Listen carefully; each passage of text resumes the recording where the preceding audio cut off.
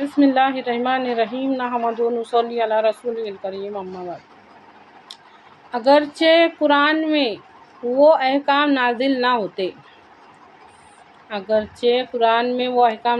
نہ ہوتے جن پر عمل کرنا ہم کو فرض بتایا گیا ہے کہ ان پر عمل کرنا تم کو فرض ہے، تو ہم بھی قرآن کو صرف برکات حاصل کرنے کا ذریعہ بناتے ہیں۔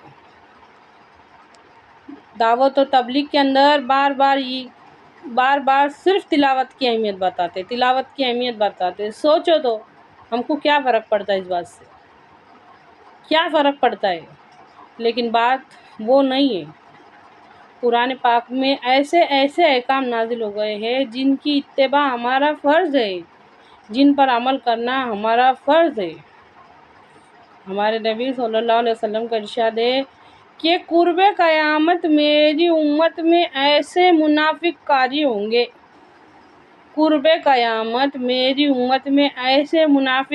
ہوں گے جب وہ قرآن پڑھیں گے قرآن ان پہ لعنت کرے گا، جب وہ پڑھیں گے کہ جھوٹے پر اللہ کی لعنت ہو تو خود جھوٹا ہونے کی وجہ سے اس لعنت میں گرفتار ہو جائیں گے، جب وہ پڑھیں گے کہ ظالم پر اللہ کی لعنت ہو تو خود ظالم ہونے کی وجہ سے اس لعنت میں گرفتار ہو جائیں گے۔ یہ کیوں ہوگا؟ کیونکہ ناسمجھی کی وجہ سے، کیونکہ ہم اس کو سمجھنا ضروری نہیں سمجھتے، ہم بالکل بھی قرآن کو سمجھنا ضروری نہیں سمجھتے۔ قرآن دنیا کی وہ واحد کتاب ہے جو بغیر سمجھے پڑھے جانے والی واحد دنیا کی کتاب ہے۔ دوسری کسی کتابوں کو اتنی عزت حاصل نہیں، اللہ معاف کرے، دوسری کسی کتاب کے ساتھ ہم نے یہ کھلواڑ نہیں کیا جو قرآن کے ساتھ کیا۔ قرآن کا سب سے پہلا حق یہ ہے کہ اس پر ایمان لایا جائے۔ قرآن کا سب سے پہلا حق یہ ہے کہ اس پر ایمان لایا جائے۔ کیسے؟ جانیں گے تو مانیں گے، جب جانتے نہیں، آیات عذاب چالو رہتا ہمارے چہرے پہ مسکراہٹ، آیات عذاب چالو رہتا قرآن میں، ہم پڑھتے جاتے عذاب کی آیت پڑھتے، سمجھ میں نہیں آنے کی وجہ سے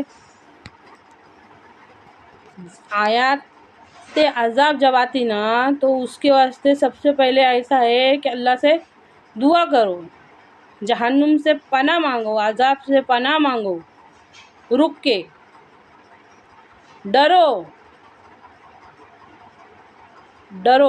اچھی طرح سے سمجھے اس بات کو۔ اور جب جنت والی خوشخبری والی آیت آتی نا تو خوشی کا اظہار کرو، جنت کے واسطے دعا کرو۔ یہ سب کیفیت کب ہوں گی؟ نہیں سمجھیں گے تو ہوں گی، یا سمجھیں گے تو ہوں گی۔ اچھی طرح سے غور کیجیے اس بات میں، ہم کچھ بھی نہیں سمجھتے۔ یہ اللہ کہنے سننے سے زیادہ عمل کی توفیق دے، آمین۔